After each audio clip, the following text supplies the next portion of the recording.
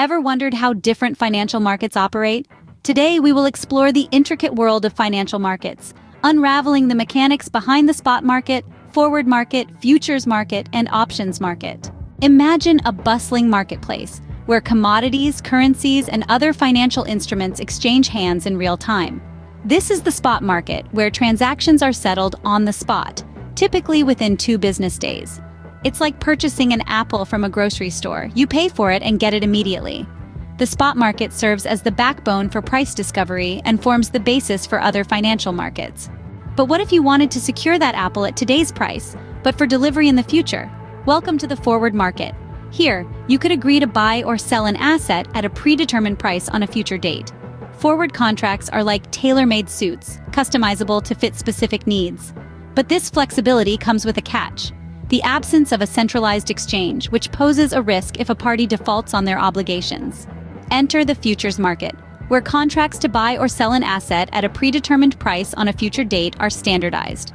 Like buying a ready-made suit, futures contracts offer liquidity and reduce counterparty risk, thanks to organized exchanges and clearinghouses. But remember, one size doesn't fit all.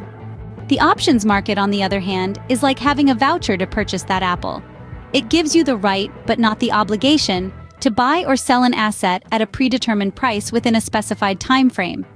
It's versatile, allowing investors to speculate or hedge. But beware, the cost of the option premium could be a disadvantage if the option isn't exercised. Now let's summarize our exploration. The spot market offers immediate transactions, direct price discovery, and flexible trade sizes. But it comes with limited hedging capabilities and potential for price volatility. The forward market provides customization and potential for tailored hedging, but it carries counterparty risk and lacks liquidity due to non-standardized terms. The futures market offers standardization, liquidity, and reduced counterparty risk, but its limited customization and potential for margin calls could be a drawback. Lastly, the options market offers versatility and potential for higher returns, but the premium costs, expiration limitations, and complexity may deter some investors. In conclusion, choosing the appropriate market is like choosing the right tool for the job. It depends on one's specific goals, risk tolerance, and time horizon.